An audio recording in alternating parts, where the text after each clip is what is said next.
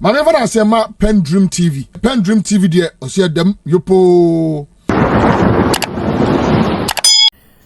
I want you to join me listen to a reaction from Beatrice Annan, and it's all about Kuffour's comment made some time ago on how MPP has rejected him and also to their Congress conference, and how he described the MPP and also wished them to continue on the right path like that.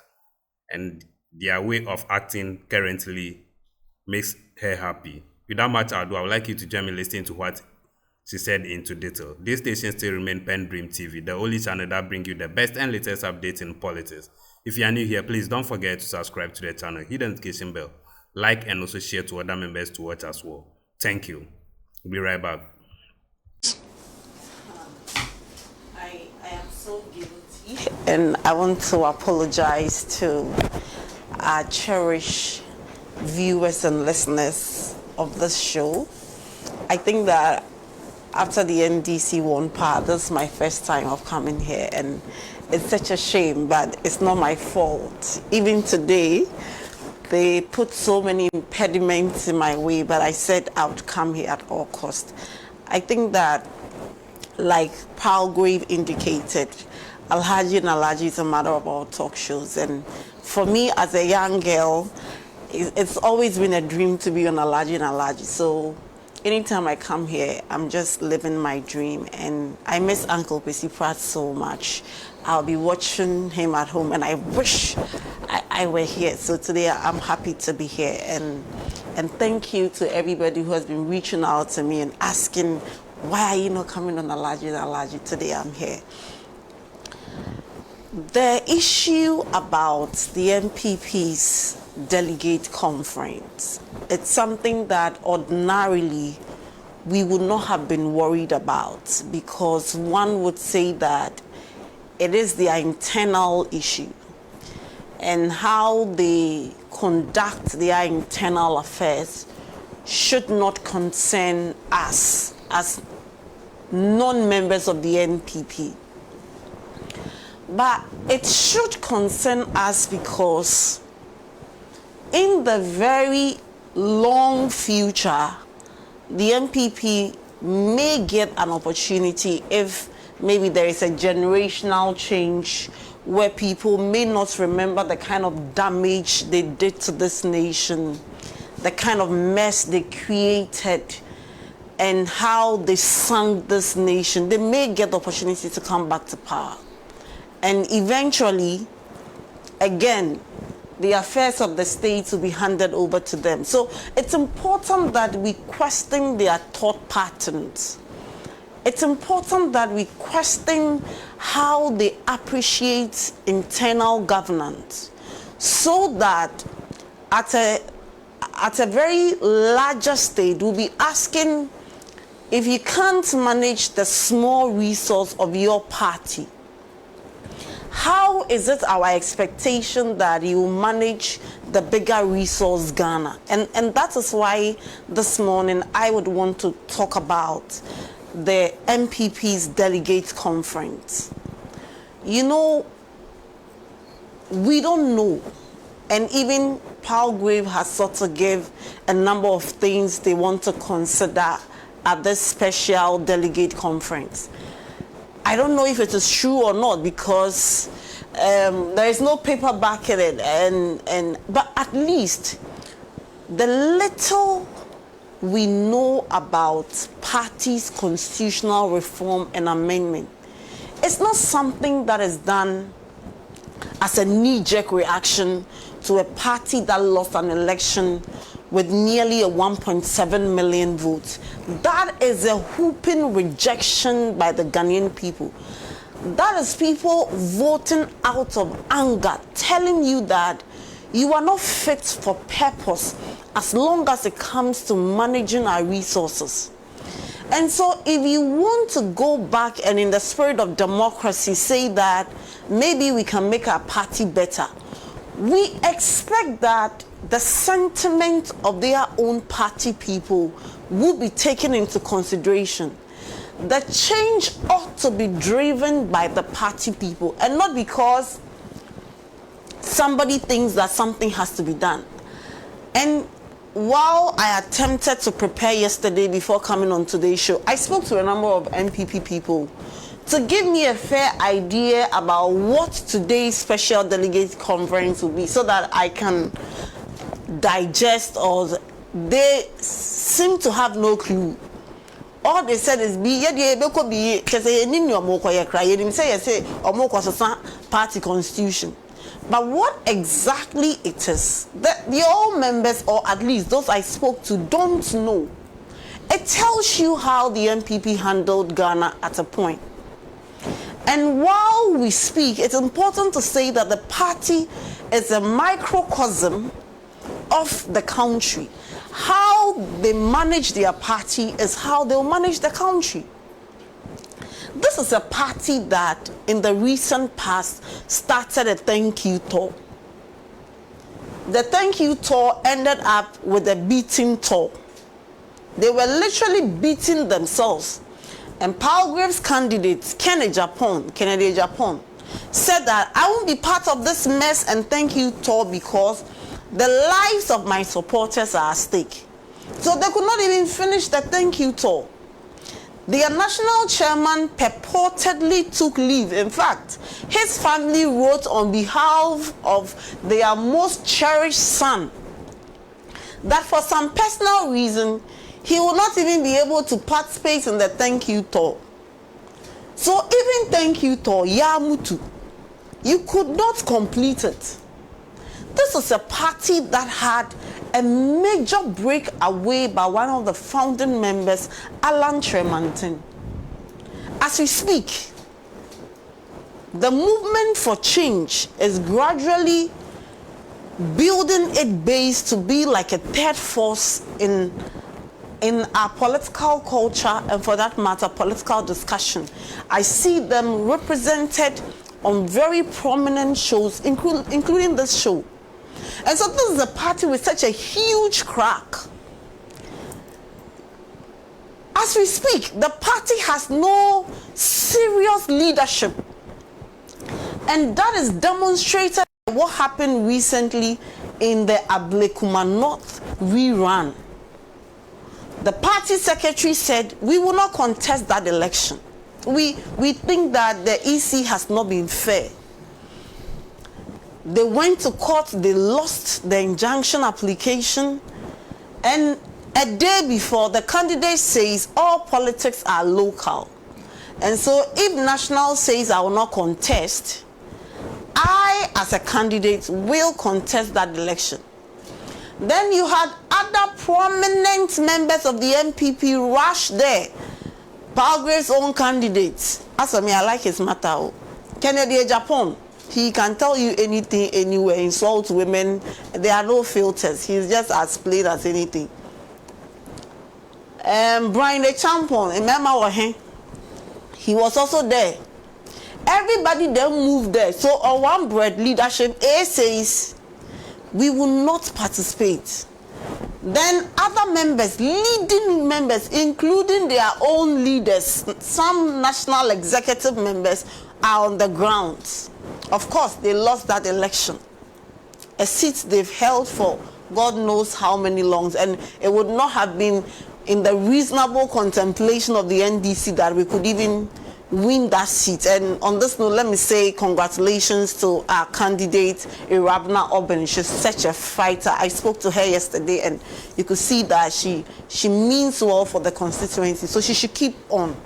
But this is a party, again, without leadership. They cannot even tell what happens. I mean, they cannot even tell what will happen to the party tomorrow. And all of a sudden, because they want to either be seen as being organized or be seen as effecting some change without any root cause analysis. They say, oh, we have to amend the constitution. Oh, we have to do this. And you know the irony. For some of the things that Palgrave has said, the MPP is now trying to amend its constitution to do that which the NDC is already doing. And I can give you an example. You stated that the amendment will be to increase the number of your polling station executives from 5 to 7, right? The NDC, we have what we call the branch executives, and they are 9. I'm a branch executive in my branch. So I know. So for the longest time, they've been, and this is not the first time they are having to do that. So it tells you that even as a political party, the NDC is light ahead of the MPP. They are not close to us. But for some reason, the MPP, whether in government and out of government, they just like knee-jerk reaction. There is no benefit of consultation, and I can prove that to you. President Kuffour is the first person to lead the MPP into power. In fact, for most of your people who you describe as stalwarts today, their destiny changed because President Kuffour gave them positions in government. And yet this is a man that says that he was not even consulted, he was not asked, that a wise man and an old man who has been in this party, this is what we intend to do.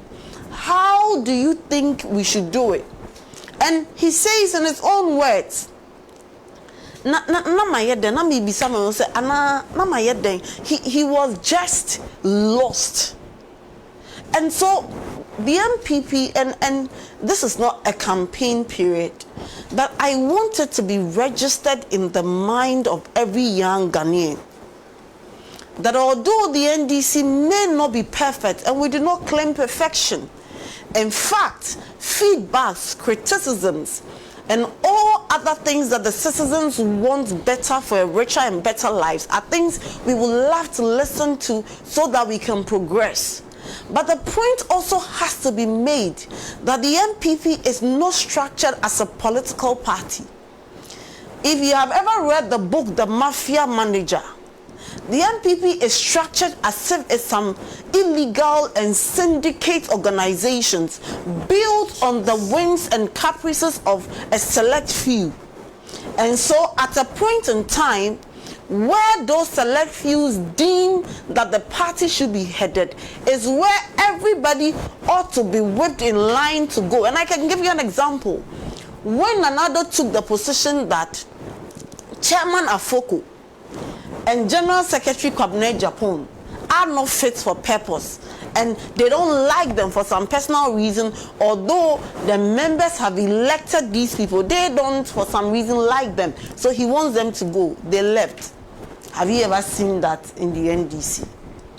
The party people who have gone to a congress to elect their leaders will not be given an opportunity because somebody's ego is not satisfied. We don't do that as a political party. We may disagree, we may not agree on certain things, and we are allowed to express our disappointment and our disagreement.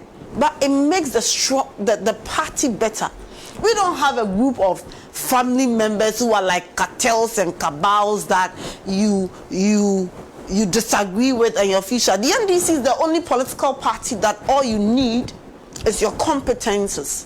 And I'm an example of that. Sometimes people ask me, is your father this? Is your father this? I said, no, my father is not even a politician. So sometimes they even ask me, so who in NDC do you know? And in NDC, you don't need to know anybody. It's a political party. A political party is an organization that is made up of people with a collective dream of making sure that they rescue power for the betterment of the lives of people. And so this MPP's Delegate Congress should tell you that this is a group of people that came to mess up the country, and it's reflecting poorly on them.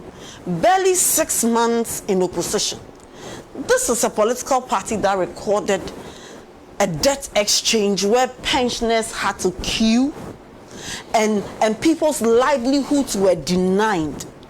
That unemployment rates were so high, the currency depreciated so much, and on the black market is 17 cedi. At a point we were buying fuel for 23 cedis per liter. And they told us, oh, there is nothing wrong. You should even be happy because if the NDC were in power, it probably would have been worse. They said, oh, Bring Bawumia because he has a magic wand. You should be happy you are not buying dollar at 50 cedis or at 20 cedis. And you know, in all these amendments, it is only calculated to make sure that Dr. Bawumia becomes the next flag bearer. And Palgrave should be worried because he is supporting Kennedy Japan. And he should be worried because a political party that would deliberately amend its constitution, twist the arms and hands of its members so that a certain desired outcome, is what is experienced. It's no political party because then the people and the members in that party do not have the will to express their opinion and go anyway. But you know, like they say, as it depends them, it is sweet us. For me, I wish the NPP to proceed on this path. I encourage them to amend the constitution in the most haphazard manner they intend to do today. I wish that they proceed on what they call the top-bottom approach in electing their flag bearer. See, I wish them all the wrong things they want to do to themselves. And maybe in 12 years they will learn. Maybe as a party they will evolve. Because their history as a party itself is not in tandem with democracy.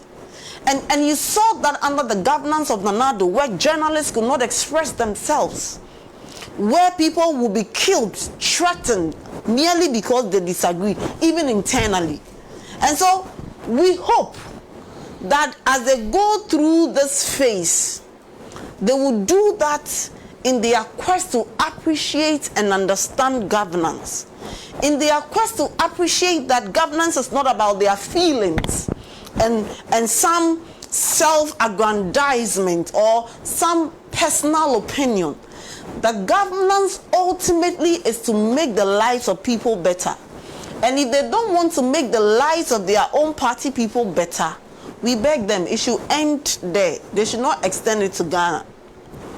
So we can only wish them well, but also to call on the Ghanaian people to know that these group of people called MPP should never be given an opportunity to come close to national resources. Look at what happened yesterday, what we are being told this government did with funds in the name of the National Cathedral.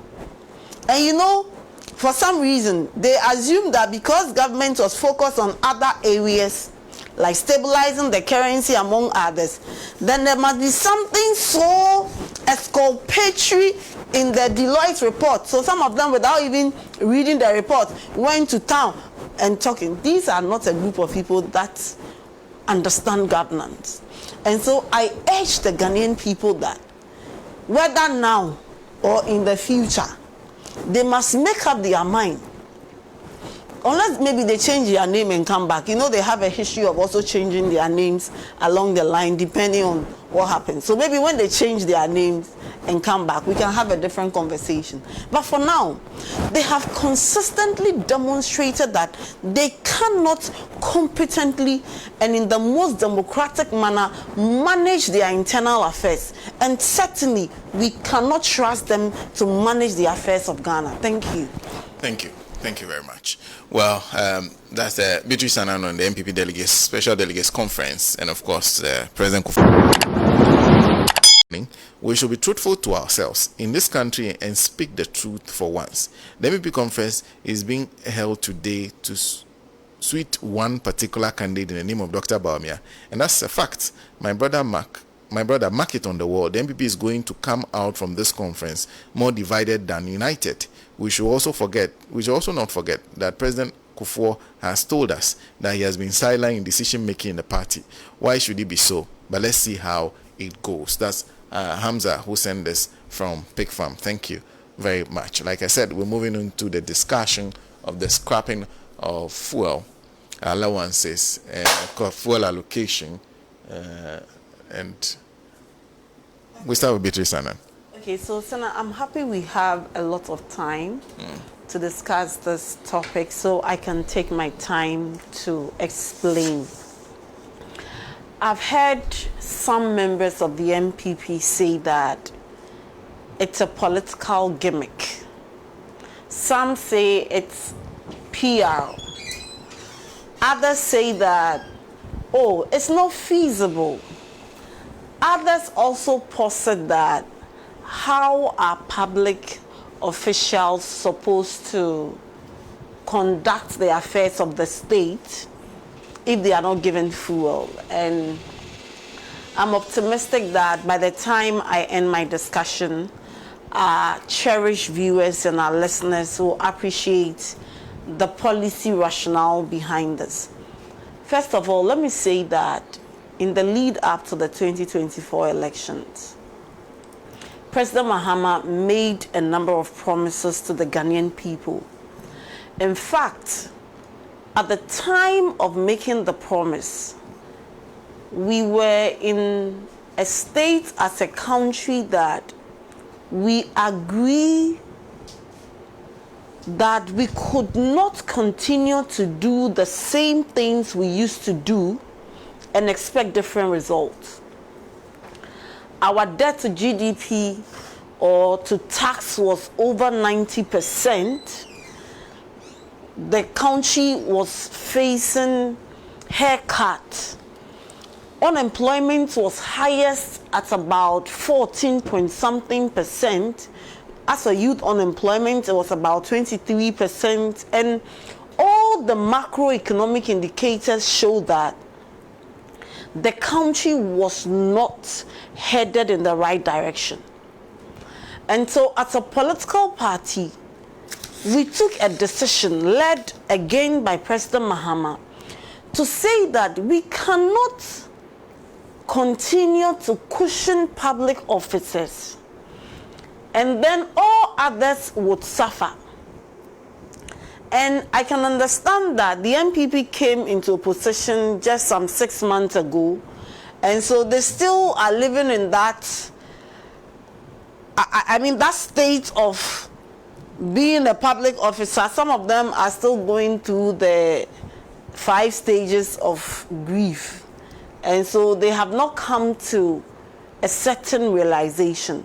But the point has to be made that this was the background of the promise to scrap fuel allowances for political appointees. Now, it was not only the promise to scrap fuel allowances, but also to scrap ex gratia, where after you serve your tenure for 4 years, then they calculate your salary for every 3 months of the year that you serve, and they give you a lump sum as ex gratia, then you take it away. President Mahama would have benefited. He has constantly and consistently made the point that he has benefited from ex gratia before. So at the time of making that promise, it was not as if he was new to these benefits. Again, President Mahama said that as part of the cost-cutting measures, he was also going to stop this subscription of DSTV for public organizations. So one day I went to work, and then there was no DSTV again. I'm still working. It hasn't affected productivity in any way. In fact, if anything, it would have enhanced it, because now you will not have your favorite BBC and CNN and be watching. And so it would have enhanced it. And so the point has to be made that the cancellation of the DSTV subscription and subsequently the fuel allowance cancellation is not just something that was done. It is a promise that was made to the Ghanaian people, and promise fulfilled. Now, let me say that I was even working in the capacity that I was working in before the NDC government was sworn into office. From the time, or I can say that from 8th January till today, I don't know of anybody at the office of the president, or at least I can speak for myself, who was given fuel allowance. And so for the 6 months that I have been in my office, I have not received fuel allowance. I have not also been given an official vehicle, and no presidential staffer or government appointee, at least at the office of the president, that I know of has been given vehicle. And so I have been going to work every day, and everybody has been coming to work, and they have not been given fuel allowance. And so even before it was cancelled, I never benefited. So for me, nothing has changed. And I'm sure for many of my colleagues, nothing has changed. Now, I've heard some people say that, oh, but how much is the fuel? It is a lot. If you calculate the total number of people who will be enjoying the fuel. But it's also important to stress that this is in tandem with a certain line of new governance style that President Mahama wants to introduce. When we came to power, or before the NDC came to power, we had over 124 ministers.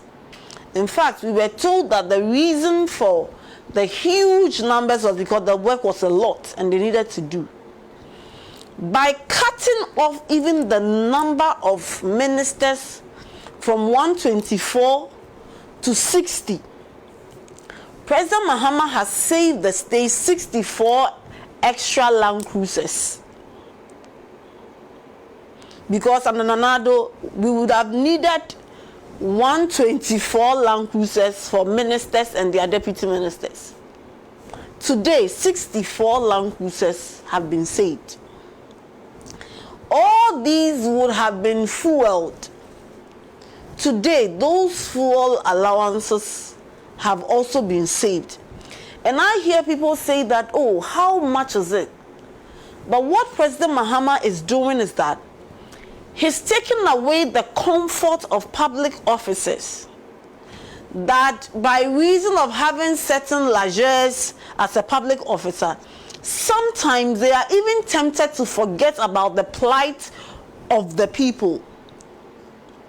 And so we are having this discussion at the time when government has imposed a 1 cedi levy on a litre of fuel. It will be very insensitive for the citizens to be buying fuel, and although we admit that the cost of a litre of fuel today is way less than what we used to buy under the NPP government, the public officials must also appreciate the perspective of the citizen.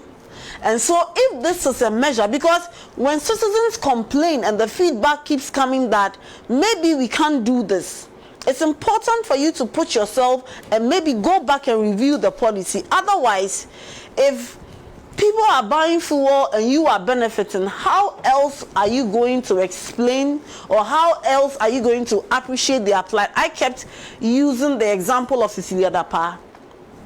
That how was he going to understand the young people who were complaining if she had so much money stashed under her bed?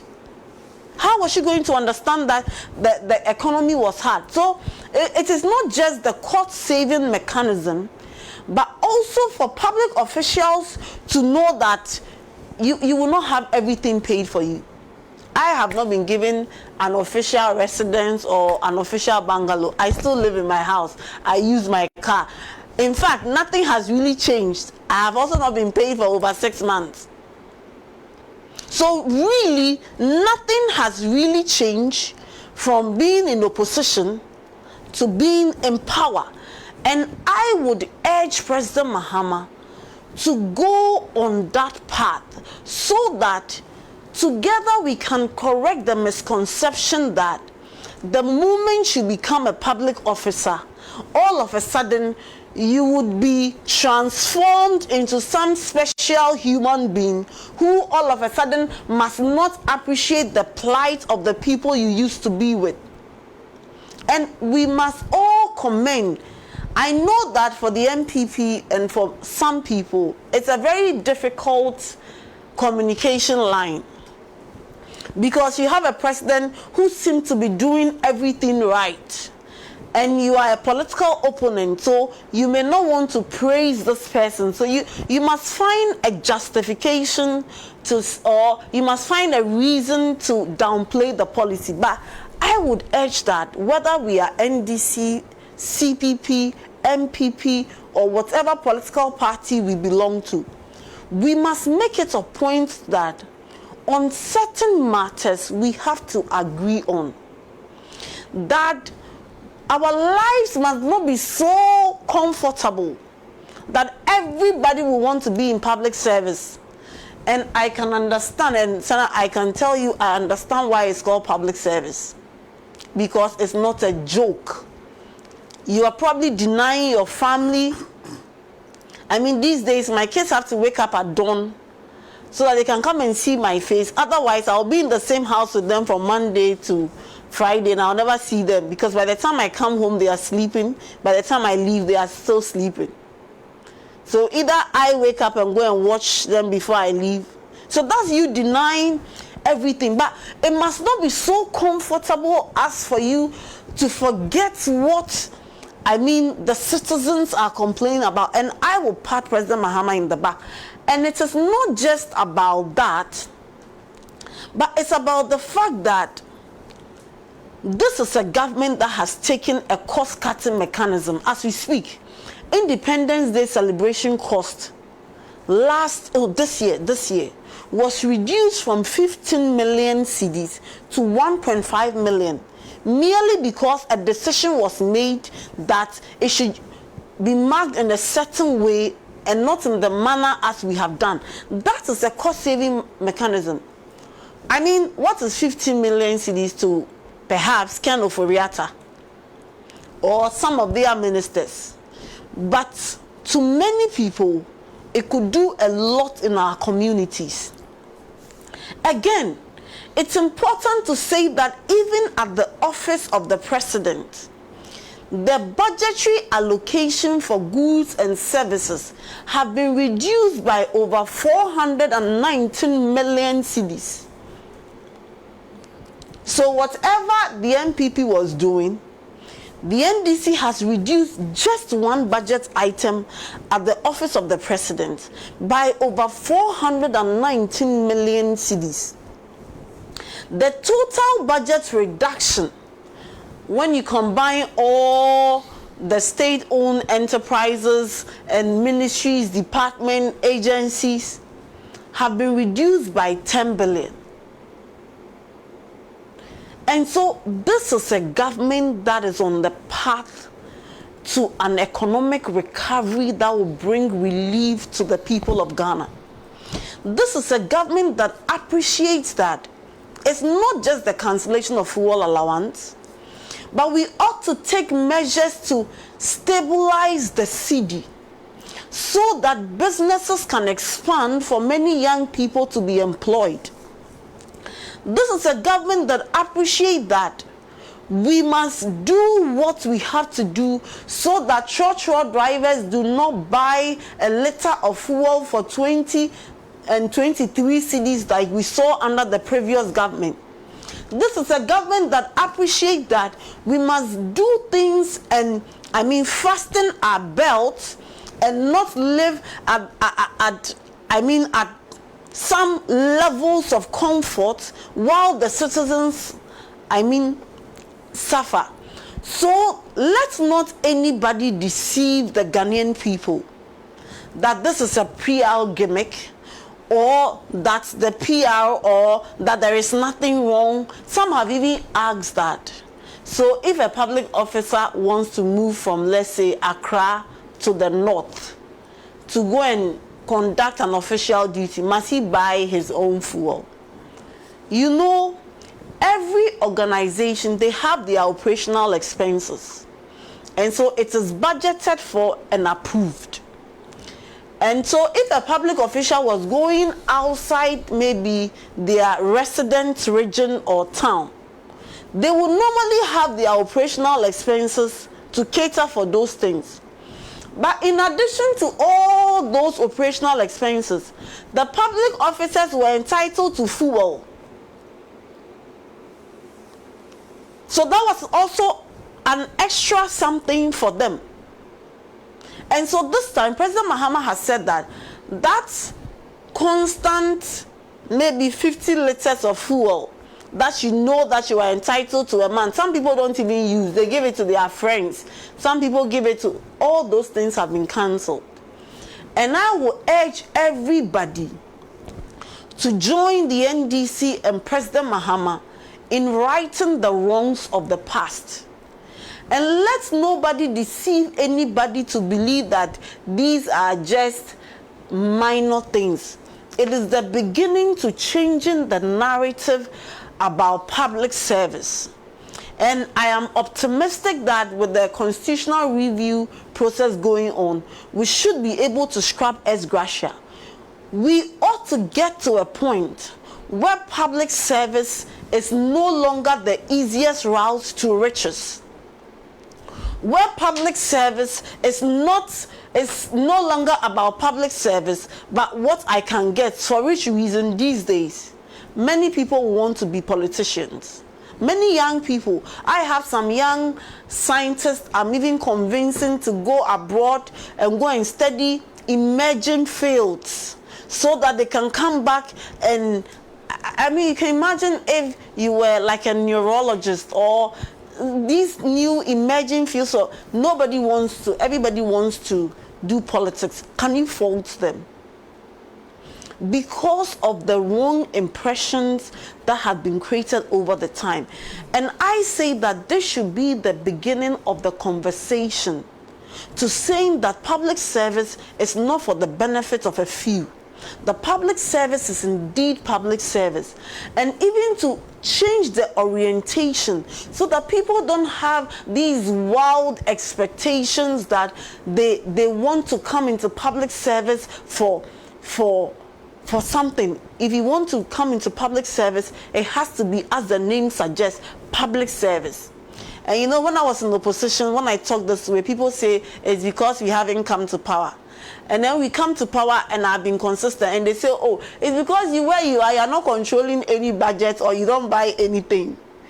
But for me, I hold these things to be true. That the essence and the ultimate sense of power is to make the lives of people better than you came to meet it. It's to change the narrative. It's to provide for your people a fuller and richer life so that they would appreciate that there is a reason why the NDC as a corporate entity exists. And I will urge everybody to support the NDC in our quest to change the narrative. These may be little wins, but they are wins which, when we consolidate, it will be very difficult for any political party to come and change. How will any political party come and convince the Ghanaian people that you cannot run a government with 60 ministers? If somebody has done so successfully, I even look forward to when we will reduce it further. How would anybody convince the Ghanaian people that public officers must take fuel allowance if it has been scrapped in the past and it is possible? How would anybody convince the Ghanaian people that it is not possible to reduce the total budget expenditure by 10 billion if it has been done, and all other macroeconomic indicators like inflation, exchange rates, and everything is showing positive sign? So I think that the Ghanaian people should rally behind the NDC. They should support the NDC. Where the NDC is wrong, criticize us and call us out. I remember I saw one Facebook post where somebody disagreed with something that had happened. I don't remember specifically what it is, but another person was saying that is why we must vote the NDC out. Someone said, please, let's get serious. The fact that we are criticizing doesn't mean that we want to vote you out. So we appreciate that along the line, the government may not be perfect. When you criticize, we'll take it in the... I mean in a good way. That I can assure you. No journalists will be killed because they express some dissenting opinion. Lives will not be threatened. We will live in a society where we will build our own government with the government and for us. And so although you will say that they are early days yet, I want to urge everybody, keep bringing your opinion, keep bringing your suggestion. I've heard some people say that, but what about the public servants who also receive fuel allowance? We can only start somewhere and continue to a certain point. At a point in time, the conversation will be larger and everybody will join in. Thank you. Thank you very much. By the way, I forgot this when I started the show. The CD is 60 today. Today is the 60th anniversary of the CD as legal tender of Ghana. Well, in the meantime, there's a few of the comments you were sharing with us on the very first discussion, and also what we are discussing now, the matter of the fuel allowances. Togwe Kupe Damsa II, aka Babylon Chapter 2, who says the MPP conference, once they are failing to plan, definitely they are planning to fail. But I tell our President John Dramani Mahama that our 100% NDC parliamentarians from Volta region know there is no stadium in the region. So I, Togwe Kupe Damsa II, aka Babylon Chapter 2 at Ho, is appealing to him to consider putting up a befitting stadium for the people of Volta region. Preferred destination Ho. The big push agenda for Volta must include a stadium. Thank you. That's Togbe. Thank you very much. Always a regular contributor to the show. This is Adam from Damongo, who says, Madam Beatrice has spoken well. I even believe that the Independence Day celebration should only be made a holiday, but no celebration, so that the 1.5 million Ghana can be used to do something better. Thank you.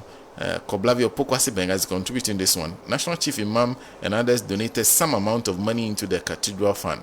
Where is the money? President Kuffour couldn't build a cathedral, so he must refund the money National Chief Imam donated, or he will be arrested. That's I didn't know my friend has such powers. Dalalo Mamwaku from Abeka says, good morning. Did the MPP man say that President Mahama appeases the populace? Why not? Isn't the populace the ones that voted for him and his administration? So what is the MPP man talking about? These MPP people, he said, are suffering from the big gap defeat of the 2024 election. Please, an appeal to the President and the Council of State to consider they should provide a better compensation package for workers posted to rural areas to encourage them to work well for the betterment of the people. That go to serve. Thanks, Dalalom. Thank you very much. Frank, is it Awombano says, good morning. All that the NDC need to do is keep the light on, dollar or exchange rate down, abundant food stuff available, health services for all Ghanaian, and education for all families. Please, that is what matters to us. Frank, thank you. There is Honorable Lydia Ohiniwa Sarah, who is MC. Okay, oh no, actually I think I've gotten the name right. Abdul Hakim in Kuffour says the way President JDM is governing Ghana, it looks like Nanado was just an assemblyman, because the wicked MPP government forcibly took even pensioners' investment, allowing most of them to die of high blood pressure. On what happened at Ablekuma North, I'll start with Beatrice Annan, but you have 6 minutes. You have to be very brief for me. Thank you very much.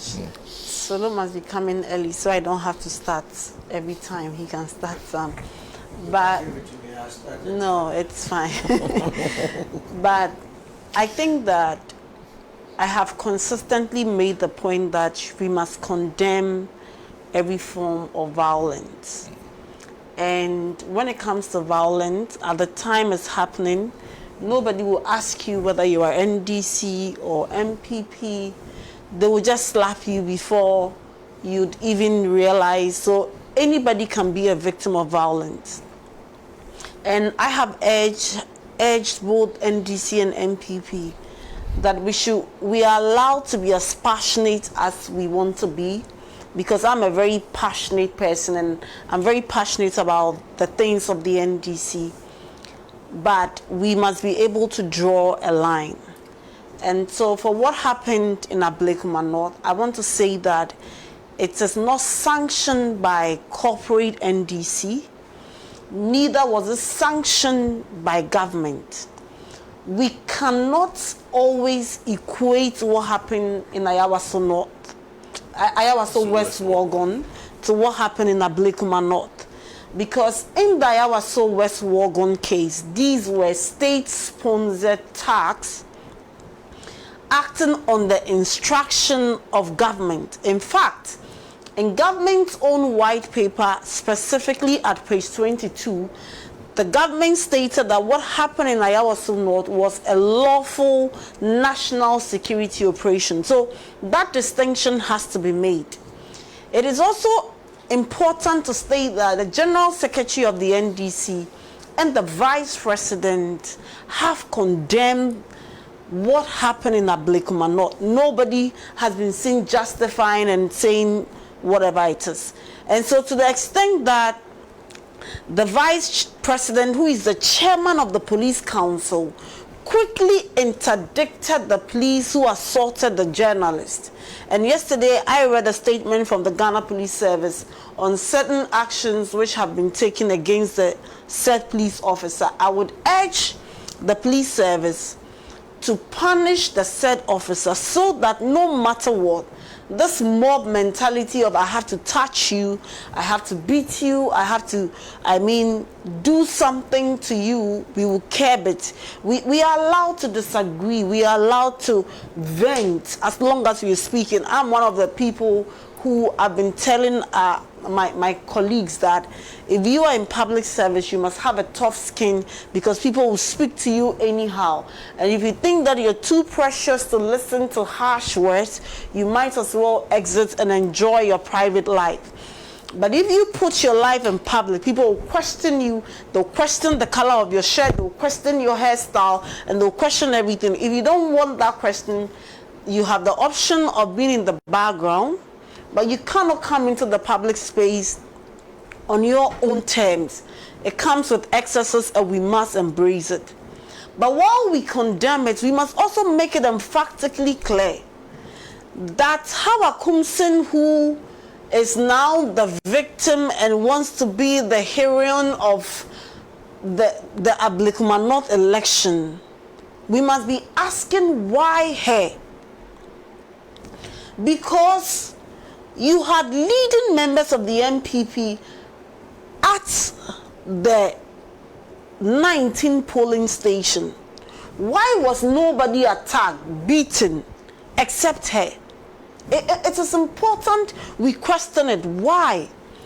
I've heard her say that she sprayed pepper spray in self-defense and whatever. She's the only person who carried a weapon to a polling station.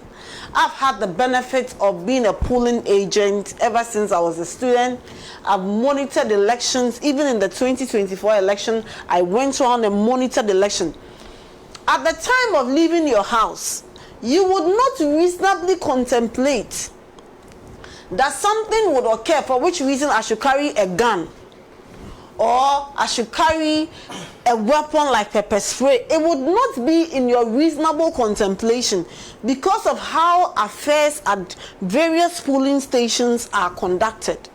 So for a person to leave her house carrying pepper spray, it should tell you the checkered history. And what is her checkered history?